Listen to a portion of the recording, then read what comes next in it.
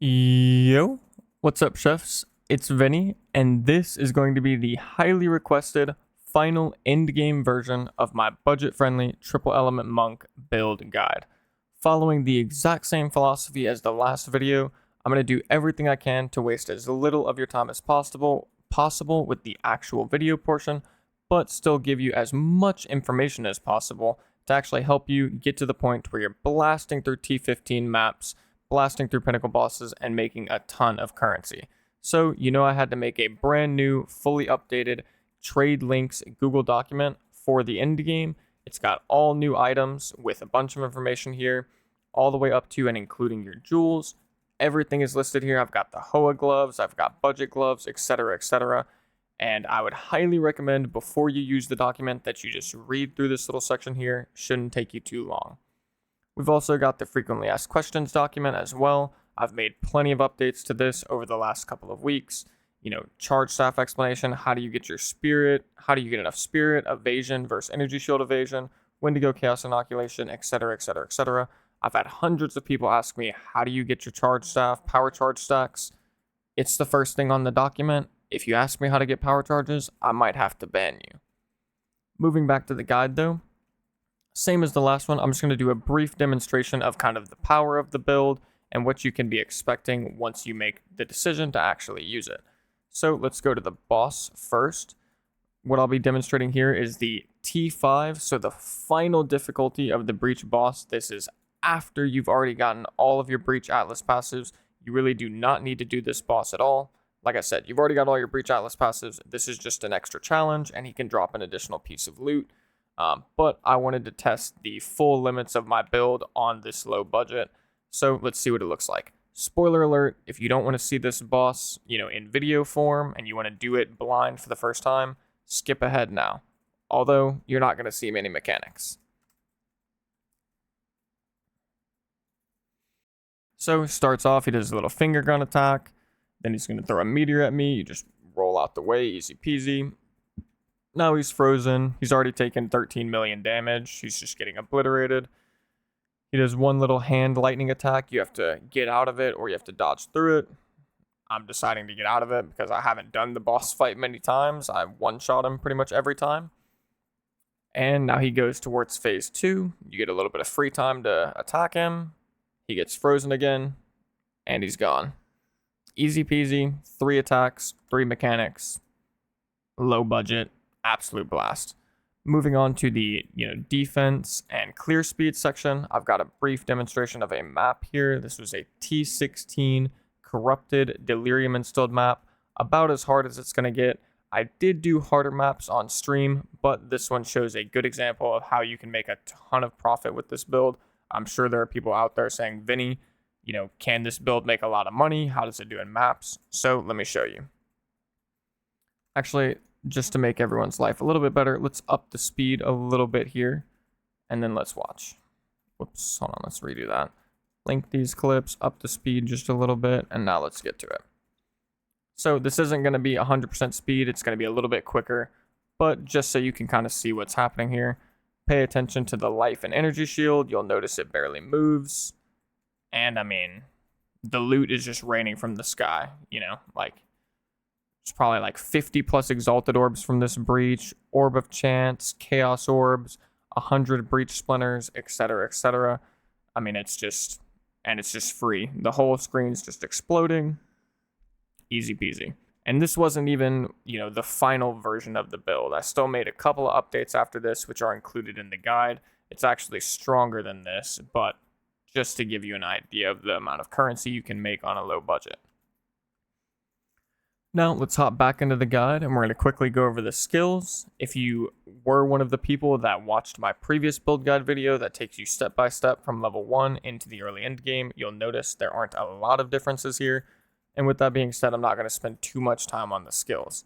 But we've got Ice Strike, Martial Tempo, Concentrated Effect, Primal Armament, Ice Bite. The new 5th link is going to be Crescendo. I'm going to recommend this one over most other choices because it doesn't have a cost multiplier, which means your Ice Strike is still going to be costing a very little mana. If you are having supreme mana issues for whatever the case may be, I have basically no mana regeneration on my passive tree, no mana regeneration on my gear. I have no mana issues.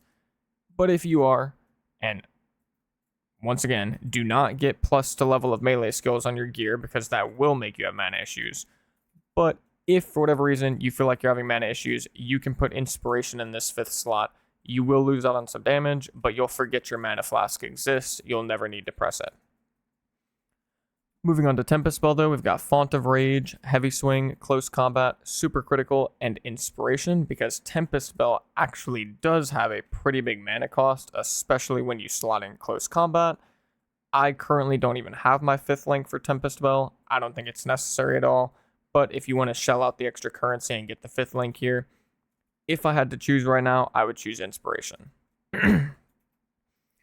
Charge staff, we've got Conduction, Overcharge, Cold Exposure, and Persistence. Nothing really different here. Herald of Thunder, Cold Infusion, Glaciation, Longshot, and Ambush.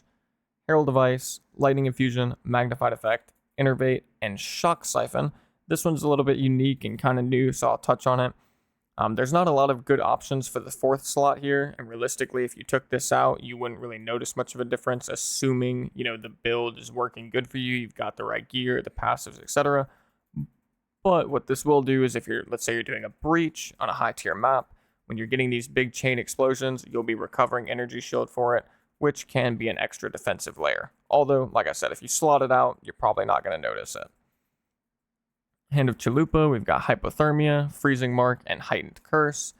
Grim Feast, Precision, Herbalism, Wind Dancer, Blind, Wind Wave. There's basically no good options here for Wind Dancer. I just went with Wind Wave because it's one of the things that will actually work. And you might be getting stunned once you go to Chaos Inoculation, particularly if you don't have a Stone Charm. But if you have a Stone Charm, you should be good to go. For Combat Frenzy, same as always, Profusion, Clarity. Nothing to write home about there. This is just how we get our charge staff to actually function properly. For bossing, this would only be used for pinnacle bosses. Do not use this for map bosses. Once again, just pinnacle bosses. The only thing we're going to swap out is Herald of Thunder for Cast on Shock. We're going to be taking Eye of Winter and Sniper's Mark paired with Energy Retention. Sniper's Mark is critical here. Trust me, you want to slot this in. Not everyone would tell you the same thing, but from my experience, in my opinion, it's very critical. The reason is because when you're proccing Cast on Shock, which will happen very often, if you go back to the boss demonstration, you'll see I'm pumping out Eyes of Winter, tons of them. The same thing is happening with Sniper's Mark, and this allows you to get power charges on bosses, because as you can see, the next critical hit the target receives will consume the mark to deal extra damage and grant you a frenzy charge. But because we are running resonance, once again, that frenzy charge will be converted to a power charge, which means you will be getting charge staff stacks even on bosses. The only other difference that we make here for bosses is we're going to swap out Grim Feast for Ghost Dance, Rocking Fast Forward, and Precision. Little tip here is when you unsocket Grim Feast, if you are at 2x energy shield, you will not lose that energy shield. So you can actually take that into the boss fight. Not sure if that's intended, but you don't really have a choice currently. When you do the Breach Pinnacle boss, you're going to build up your energy shield on the way there. You unsocket Grim Feast, you're going to keep the energy shield. I don't think there's a way to get around that interaction. And maybe it's intended, I would assume not though. Those are the only changes for bosses. Let's move on to the passive skills. So we've got 3 different variants here. The 3rd variant is only different from the 2nd variant in the sense that you go Unbound Avatar. Everything else is the same. The 1st variant, excuse me. Okay, we're back. I had a fat sneeze. Sorry about that. But for the 1st variant, this would be if you were following my previous build guide and you get to the end of it, you would be right around here. This is going to be putting you at level 73 exactly. And the route here is pretty optimal, so if you're leveling up and you want to just use this guide only, you'll be more than fine to just follow this route. You'll have a ton of damage throughout the campaign, and once you get into the early end game, you're going to start getting a lot of defensive capabilities as well, and you will be good to go. With that being said, moving on to the 2nd variant, this is going to take you from the 97 points, level 73, all the way up to level 93, or my mistake, level 74 for 97 points. And it's going to take you all the way up to level 93 for 116 points. And it's going to show you what I would believe to be the best route to take to get there. So once you're at 97 points, where do you want to go next? Okay, well, first, I'm going to recommend you come and get these critical chance nodes. Critical damage bonus, crit chance, very solid. Then we're right next to these nodes. You're going to get a ton of extra energy shield here, all the way up 70% increased, which is very massive. Then after that, we're going to make a respec to our ascendancy. We're going to drop protect me from harm. We're going to get sunder my enemies, and you should have your 7th and 8th ascendancy point at this time. So I'm also going to recommend you have I am the Blizzard and I am the Thunder. Obviously for bosses, you will drop I am the Blizzard for Unbound Avatar, and that's what the 3rd variant is for. With that being said though, one thing I want to make clear about protect me from harm, I get a lot of questions about this node. I do think this node is quite effective. However, once you have a good amount of flat energy shield, it is overkill. You do not need that extra defensive layer from the armor. So once you have anywhere from 2,500 to 3,000 plus energy shield, would be a good time to go ahead and get rid of this. A lot of these points here, while I am giving you a good route that I would recommend, you're going to have to make a judgment call based on your character in some cases, and this would be an example of that. I wouldn't recommend dropping this if you have a really high evasion rating and you've yet to get any energy shield. So just keep that in mind. Moving on, we're now going to go up and grab Patient Barrier, because all of this energy shield that we're getting is ultimately going to lead us to going for Chaos Inoculation, which would be the next choice, and then you're going to grab Eternal Youth. Little note here as well, you really don't want to grab Chaos Inoculation until you can get Eternal Youth, so maybe for your 113th point, instead of getting Chaos Inoculation, you just get like some extra crit damage. Then once you have your 114th point, you just respec that crit damage and you grab both of these. The reason for that is because Eternal Youth allows your Life Flask to affect your energy shield, and you don't really want to play Chaos Inoculation without that, from my experience and from what I've heard from other people. So that's going to be my recommendation there. Finally, the last 2 points, I'm going to recommend you come down here. You're going to grab a little bit of extra mana regeneration. You're going to get some movement speed and some dexterity and intelligence. This would put you at level 93. My monk is currently level 92. I'm on the path to getting this node, and I'm not going to push the passive skill tree any further than this, even though you can technically get 7 extra points after level 93 all the way up to level 100. But the truth is, most people aren't going to get that far. A lot of people will drop their characters around level 90, 92 to go play something different, 93, 94, whatever, to, just try out something different, or they feel like they've kind of accomplished that character. And more importantly, since I haven't gotten to that level, I would obviously be doing a lot of testing at that point to try and find the optimal choice, and I can't do that. So I don't want to make a clear recommendation to you. What I will leave you with just in the video portion here, not on the written guide, is it would probably involve me finding a way to route down here and grab this. You would technically have enough points because this is 4, 5, 6, 7. Actually, you would need one more.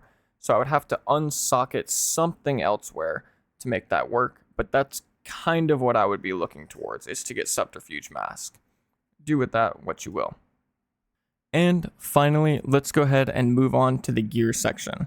The first thing I just want to quickly do is just show you briefly how you can make use of this Google document. So for example, let's look at the body armor here. You can see I've got multiple notes in this section. Like I said before, make sure you read all of this stuff first. But then coming down to body armor, you can see I've got additional notes here. Tell you what the current max price is set to. You're going to right click the link, hit open link. It's going to take you to the Path of Exile 2 trade website. And then you've got all of your filters set up, everything you need. The ones for the body armor are kind of light. There's not a lot of stuff that you need to put here, but it's already set up for you regardless. Some of the other ones have many more filters. With that being said, what would I do once I get here? I would probably sort by sum. If I'm being honest, this is going to provide you with the highest sum of resistances, or you could sort by energy shield. And a little extra tip here is, depending on your budget, let's say, because right now it's set max price 50, if you're comfortable with spending 50 Exalted Orbs, it might be worth your time to up this 280 to, let's say, whoops, not 415, let's say 315. Re-hit search again. It's going to lower the number of search results, and you can expect to spend closer to 50 exalted orbs. But then you can sort by sum, and all of these are going to have 315 energy shield or more, but you can obviously find one here with a good, healthy 71 resistances. With that being said, you do not need to make an edit here. It is good to go from the rip. I made sure you will have enough spirit for all of your spirit skills and support gems with 288 energy shield plus 750 evasion, which they're linked, so you'll be good to go just based off of the 280 energy shield. So obviously, like I said, you can sort by energy shield. Here's an example of a banger from 30 minutes ago. It's got 396 energy shield, which is crazy, and it's got 44 resistances, plus it's got a window shop of intelligence. Bada bing, bada boom, and you can scroll down and you can find many other very good examples as well. This is also going to be for the Expert Scalper's Jacket only, which gives you the increased movement speed, and I did include that in the trade link, obviously. Now, going back to the actual written guide though, I'm just going to hover over. I'll also briefly show you that I do have a low budget, my import example, and a high budget. My import example is a direct import of what my character is currently wearing, what they were wearing in the most previous video I made. It's exactly the same, minus I changed the base type of the ring and the base type of the chest piece because I made some mistakes when I was gearing up my character. I waited too long to go Chaos Inoculation, and as such, I bought a chest piece that had Chaos Resistance on it instead of an Expert Scalper's Jacket, and I also bought an Amethyst ring instead of something different. So I just swapped it over to a gold ring. All of the other stats are the exact same. And you can get all of this gear, I promise you, even including the gloves, for 6 Divine Orbs or less. Use the trade links, you will be good to go. But as I said, I've got a low budget option here. You could probably get all of this for 200 exalted or less. And then we get into like Looney Town, high budget. You'll probably never have this gear in your life, at least not all of it together. I know I would never have this gear, and this would probably be like 100 plus Divine Orbs at least. At the very least, 100 plus Divine Orbs. And some of these items you might not even be able to ever find because they're like perfectly rolled stats, but this would give you a good example of where you would want to push the build if you're trying to go to Looney Town. So, what I'm going to do though, is I'm going to hover over my gear on the My Import example, and just give you a breakdown of what I think to be some of the most important stats are. For the weapon, you're going to need fire damage. This is how we actually make Echoing Flames be of any use to us, is by getting flat fire damage elemental rolls on some of our gear. One of the best places to do that is our staff. And I have a lot of people say, well, how do you get that staff? It looks so expensive. Nobody really wants fire damage on their quarterstaff. Let's keep that in mind here, that this staff is not a meta staff. Like the meta monk builds do not use this type of staff. They don't use flat elemental damage at all. And they certainly are not using fire damage. So you can find these staffs for a cheap price. The trade link has it set up for you. 75 Exalted Orbs, max budget. You will find weapons just like mine. As you can see here, it's got more DPS than mine. It's got fire damage, lightning damage, elemental damage, critical damage bonus, attack speed, bada bing, bada boom. With that being said, back to the stats here though. You're going to need fire damage. You will want 1 extra elemental damage roll, whether it's cold or lightning. You want % increased elemental damage with attacks. I set the trade link to be 80% or higher. Mine has 90%, so I would say that's reasonable. And then you're going to want at least critical hit chance or critical damage bonus, and then you need attack speed. That final stat, I don't think you're going to get a 6th good stat without paying an arm and a leg, which if you go over to Looney Town, you can see we've got critical hit chance, critical damage bonus, and attack speed with everything else. But Looney Town. Moving on to the helmet, we have energy shield. We've got multiple energy shield stats, which are very important. Trade links have you covered on this. The accuracy rating is an okay window shop stat. Increased rarity of items found, unfortunately, is a very important stat at this given moment because it affects your currency drops. So getting a few pieces of gear to get you up to roughly 100% rarity of items found is very pivotal. Once again, I will say that stat is not included in the trade links. I have a section here that explains it, but that shouldn't change the price of your gear too much as long as you do a little bit of window shopping. With that being said, the lightning resistance is solid, the intelligence is solid. Moving on to the chest piece, we have a good amount of flat energy shield and evasion rating, and that's being pumped up by the evasion rating and energy shield stats. The maximum life is a useless stat for me, but I bought this chest piece before I went Chaos Inoculation. It is what it is. And then fire resistance, solid. Stun threshold, reduced bleeding duration on you are negligible.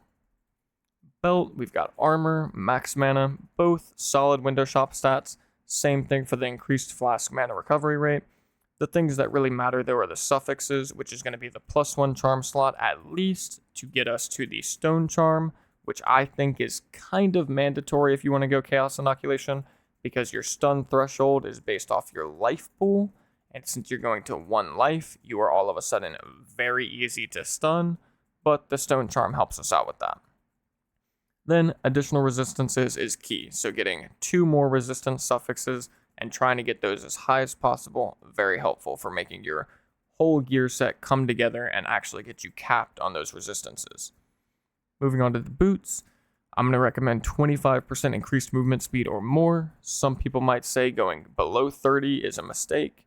They may be right. I haven't noticed much of an issue with it, if at all.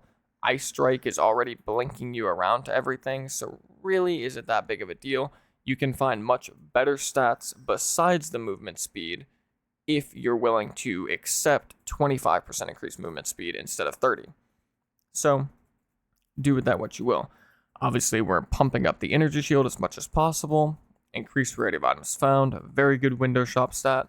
The intelligence, very good window shop stat. And cold resistance is kind of mandatory. At least I needed it for my resistances.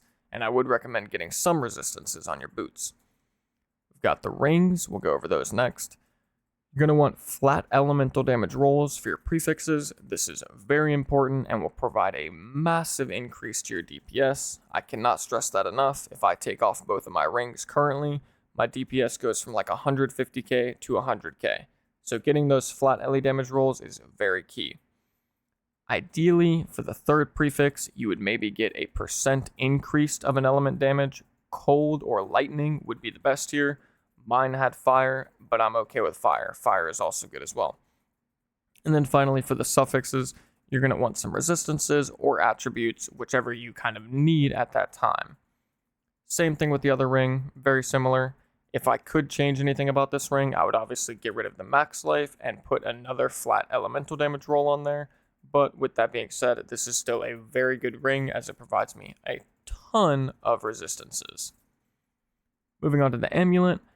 This one was very cheap for us, anywhere from like 10 to 15 Exalted Orbs. It's honestly not even that great, minus the fact that it does provide us with 47% increased rarity of items found, which is quite clutch. The accuracy rating is very whatever. The dex and intelligence are nice, and the all elemental resistances is very key. Finally, the big ticket item that plenty of people have asked me questions about whether or not I think you should or shouldn't take it, the Hand of Wisdom in Action gloves, the most expensive item on the whole kit by quite a large margin. These are going to run you anywhere from 2 to 3 Divine Orbs unless you want to farm them yourself, which farming them yourself is a very good option because they have a quite high drop chance off the Breach boss, and the Breach boss is something you're already going to be doing to get your Breach Atlas points, so you very may well get a pair of them yourself, which I actually did in my 0 to Hero. If you don't though, it's going to run you about 2 to 3 Divine Orbs, and there's not really much variance in this unless you want to spend way more currency. You can get like 1 to 12 lightning damage to attacks, but like I said, that's going to cost you a lot more. And my ultimate verdict on these is that they are quite good. If I take them off, I go from like 150k to 110k DPS, so they are providing a massive boost. And that's going to cover the gear. Or actually, I'll do Life Flask. You want a Life Flask with recovery applied instantly and gains charges per second. You're going to want a freeze charm and you're going to want a stone charm, of course. There's not many insane stats on these. The gains charges per second is quite effective though. This will help in boss fights and just in general. And then for your mana flask, you're going to once again want gains charges per second. This is pivotal for boss fights. And I went with increased amount recovered. This is just something I found off the ground and I rolled it and that's what I got. And it's worked more than wonderful for me. The high budget, I'm not going to go over all of these stats. One thing I will just say is you would want to get an Ingenuity and then 2 Breach Rings, have flat elemental damage rolls on the rings with attributes, and you'd be basically becoming a stat stacker build. But obviously, like I said, this is Looney Town. It's going to cost you a ridiculous amount of currency. I would not recommend shooting for this unless you are that type of player. And I think that's going to cover the build. Or at least the video portion of the guide. Of course, as always, if you guys have any additional questions, please feel free to leave them in the comments. I do the best that I possibly can to get back to every question in the comments that is a genuine question. I will respond to it. With that being said, make sure to check out the frequently asked questions document. There's a high likelihood that your question has already been answered there, especially if it's about the charge staff or spirit or whatever. If you ask me those questions, like I said, I might have to ban you. Of course, make sure to check out the gearing and trade links document. This build will be publicly accessible on Maxroll at the moment that this video goes live, and I will be including a link to this written version in the description of this video, as well as the Google Documents. Other than that, though, I hope you guys enjoyed the build. I know many of you have so far, and have fun blasting. And last but not least, take it easy, chefs.